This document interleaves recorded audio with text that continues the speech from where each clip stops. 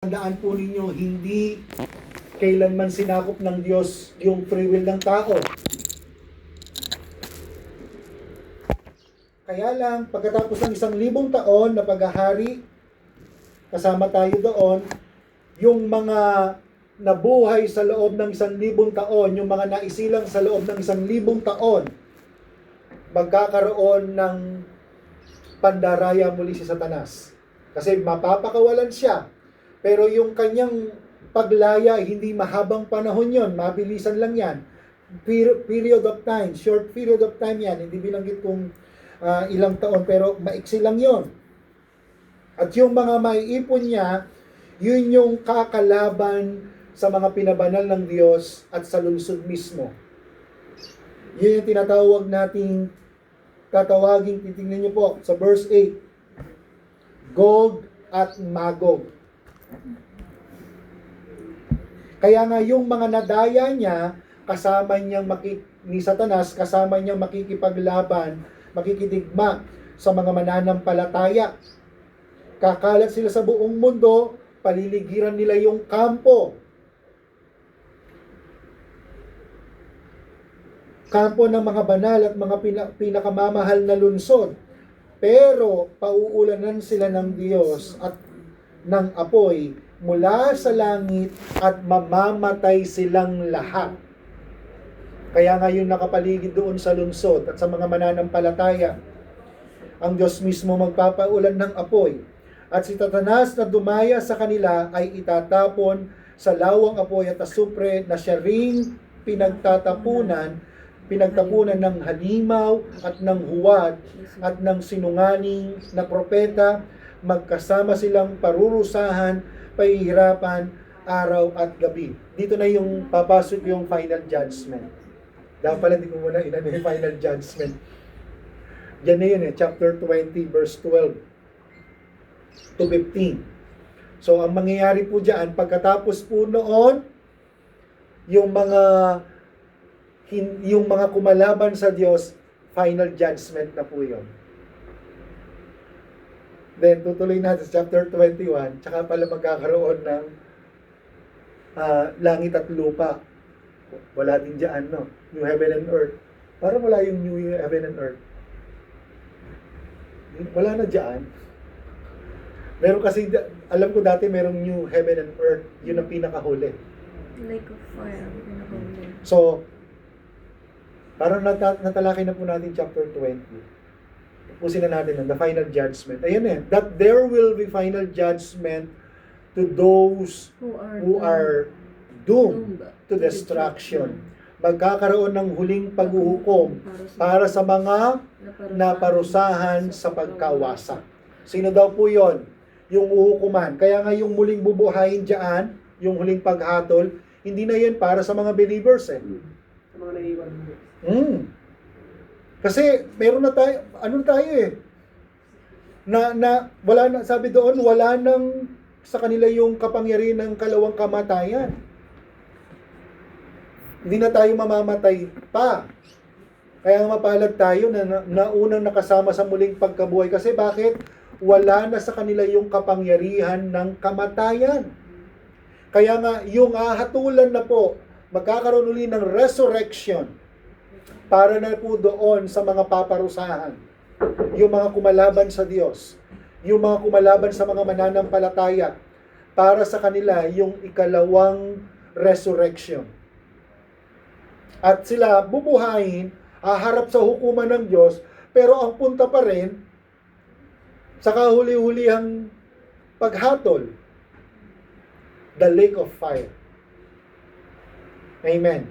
Kasama doon si Satanas. So malinaw po. Kaya tapos na tayo sa final judgment. Buksan natin yung 2 Corinthians chapter 5 para matapos yan. Sabi ko, say, dire-diretso kasi siya. 2 Corinthians chapter 5 verse 10. Pero by June po, doon natin sisimulan yung afternoon natin. Pakibasa po 2 Corinthians 5, chapter 5 verse 10.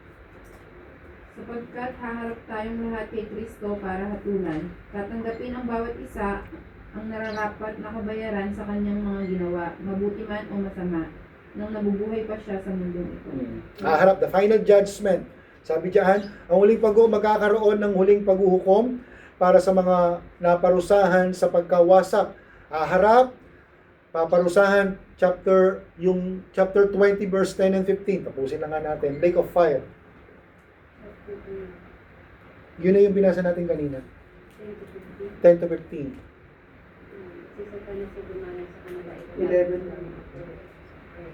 Chapter 20 verse 10 to 15. Revelation po.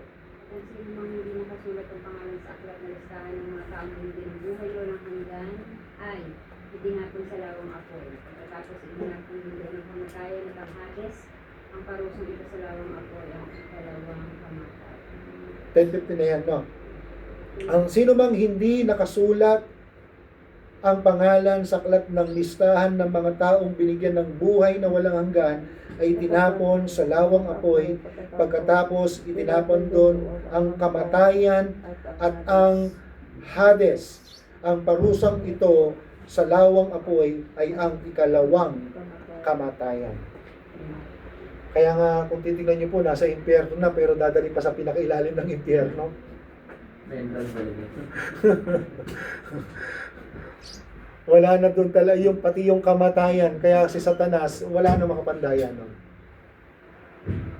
So, okay po ba sa inyo? May tanong kayo. So, may dadagdag kayo doon sa mga sinabi ko. Kayo po, may tanong.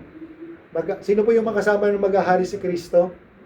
Mga mananampalataya. Mga believers. Ang mga mananampalataya. Sino yung mga mananampalatayang yon? Sino mga mananampalatayang yon? Tayo yon. Pati yung mga sa Old Testament. Yung mga dun panahon ng tribulation, yung mga hindi nagpatatak, kasama din doon na maghahari.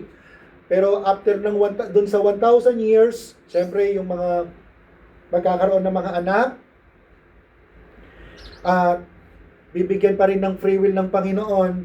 Pagkatapos ng 1,000 year, anong mangyayari? Pakakawalan si Satanas, mandaraya pa rin siya sa maraming bansa, sa buong mundo, at yung mga nadaya niya, makikidigma sa mga mananampalataya. At gano'n daw po kadami yon? Yung mga sundalo niya, kasindami ng buhangin sa dagat. So yung 1,000 years na yun, ang bilis siguro magkaanak ng mga tao, no? Little rabbit.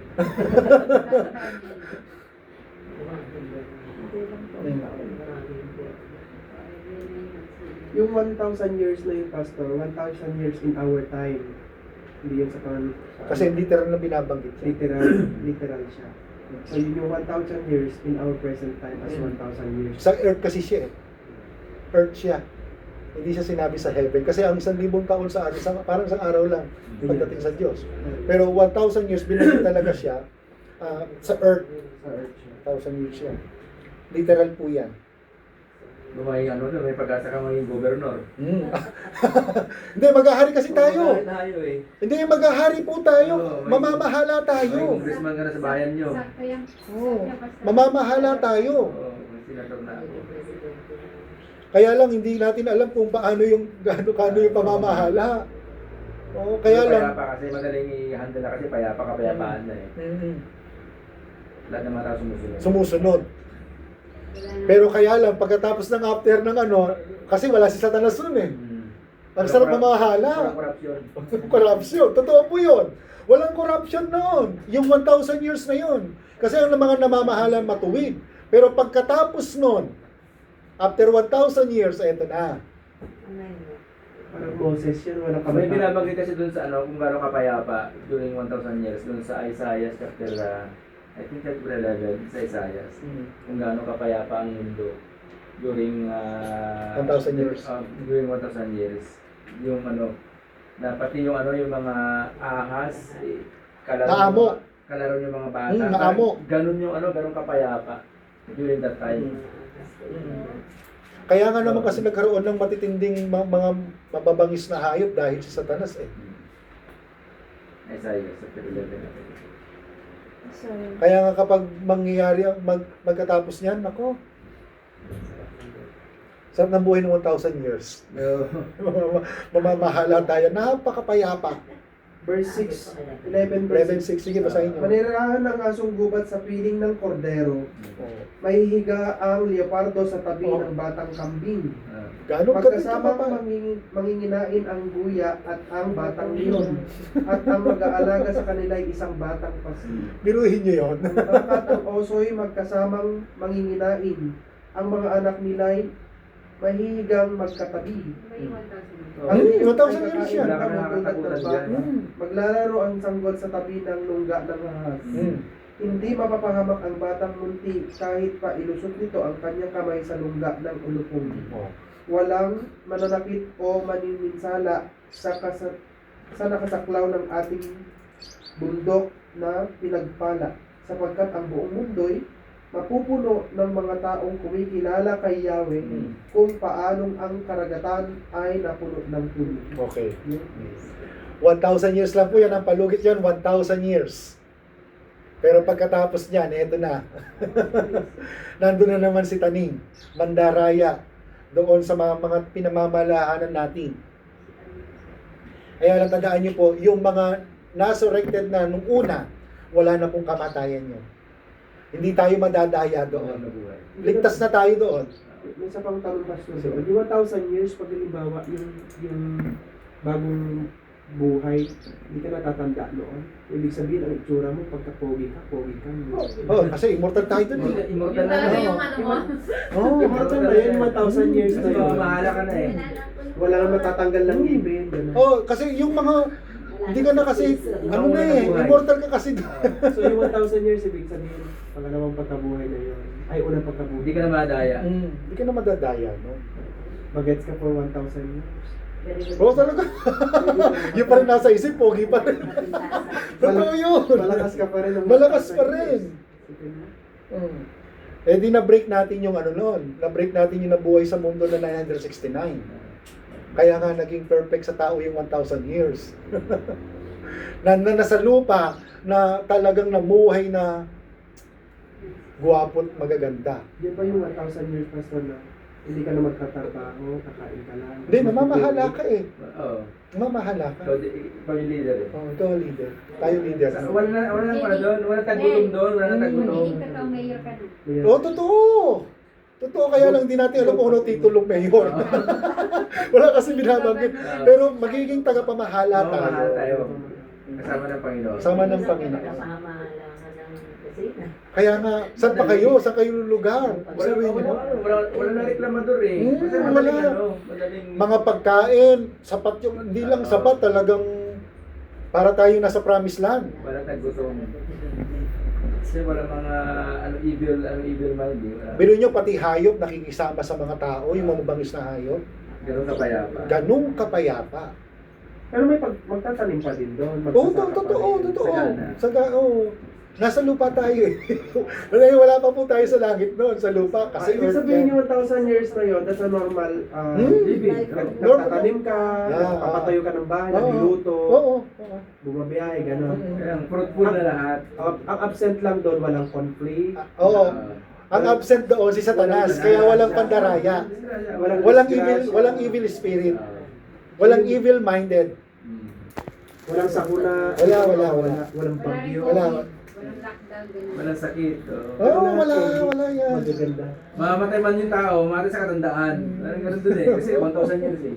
1,000 years. Di ba, paano yung pastor? Di ba sabi mo, magkakaroon ng pamilya, magkakaanak. Ano yun? Tatanda yung bata, pero yung mga magulang, hindi tumatanda. Alin? Kasi, pero yung sabi mo, 1,000 years na yung mga yun. anak doon, yung mga yung mga... Pinamamalahanan natin. Oo. So hindi kasama yung mga Hindi na tayo Oo, kasama oo, yun. hindi tayo kasama doon. Immortal na tayo eh. Yung mga naiwan natin. Oo. Okay. Parang gusto ko rin mga anak ah.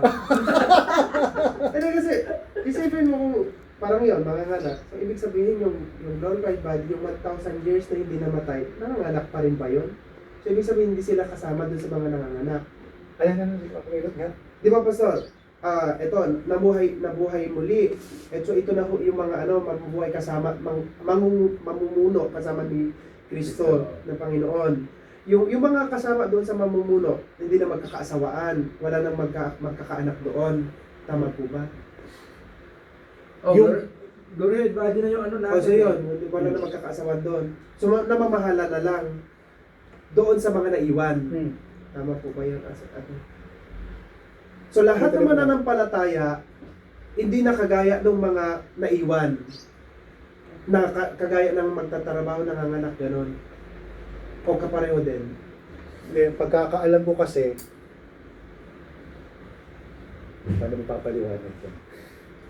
Kasi ang umpisa niya, Pastor, di ba? 1,000 years. Mapubuhay ka ng 1,000 years na hindi Sa ka earth yan. natanda, hindi na rin mamamatay sa earth. Ngayon, sabi niyo, Pastor, kanina, dun sa Magkakaanak. 1,000 years, may 1,000 years na yun, may mga manganganak pa din. Yung 1,000 years na yon na yung mga muling nabuhay, kasama ba doon yung mga manganganak, magkakaroon ulit ng pamilya, magbubuhay sa mundo? Oo, kasama tayo doon. Oo. Ang kasi, pagdating kasi sa langit, wala nang asawahan doon. Tandaan niyo po, sa langit, wala nang asawahan. Kaya nga pag tayo ay binaba sa lupa, sa earth, mamamahala tayo ng 1,000 taon, magkakaroon ng mga anak. Ngayon, hindi naman sila immortal kagaya natin. Yung mga anak ang hindi immortal. Totoo. Pero yung yung mga nabuhay muli, yun ang immortal na. Oo. So walang pagkamatay. Wala pa kamatayin yan. So, sa 1,000 taon kasi mamamahala ka. Yung ano natin, yung meron tayong, yung kaisipan natin, matuwid yung pamumuhay natin. Kaya lang, yung mga anak, pagkatapos niyan, siyempre matuwid yan. Kaya lang, pagdating ni Satanas, anong mangyayari? After 1,000 years. Doon sila madadaya. Sa pamamahala natin, matuwid yan. Mapayapa yan. Kaya lang, pagkatapos ng 1,000 taon, pakakawalan si Satanas, tayong mga nailigtas na, hindi na tayo kasama doon sa madadaya.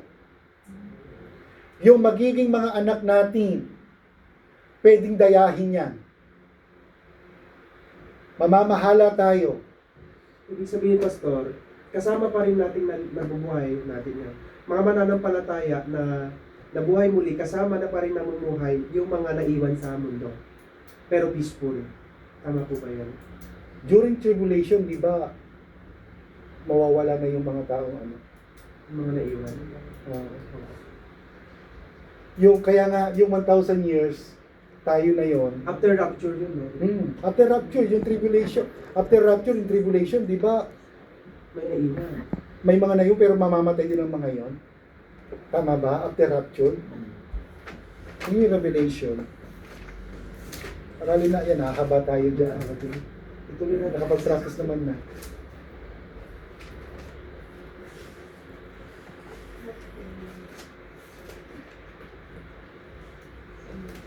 Yung chapter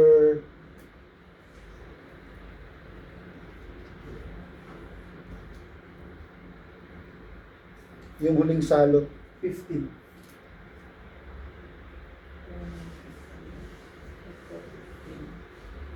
chapter 15, chapter 16 yan na po. Basahin pa ba natin lahat yan, yung huling salot?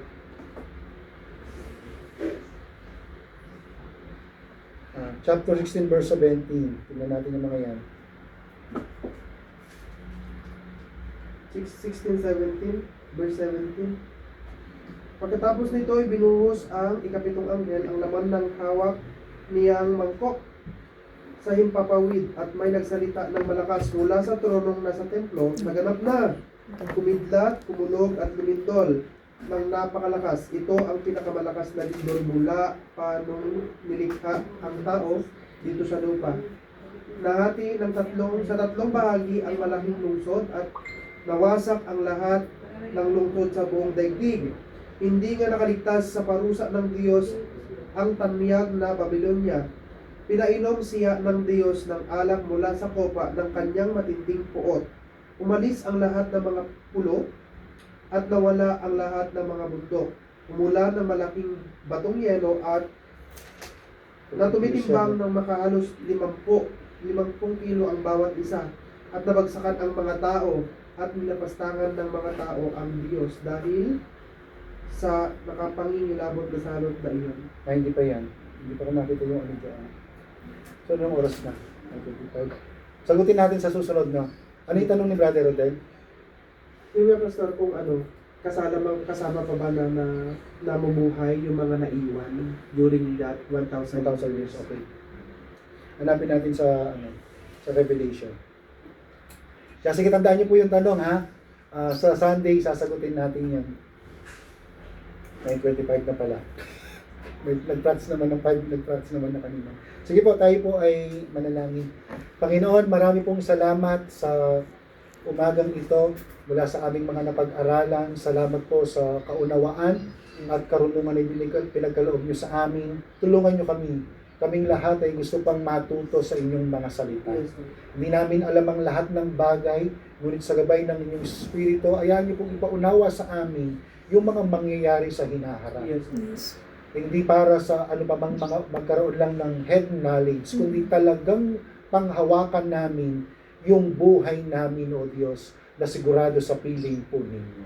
Pagpalain niyo po ang mga nalalagip pang mga oras at inaangkin namin ang buong pagkilos po ninyo sa gawain na pinagkatiwala niyo sa amin mamaya hanggang sa mamayang gabi, ngayon at hanggang sa mamayang gabi, pagpalain po ninyo ang lahat ng inyong mga gagamitin.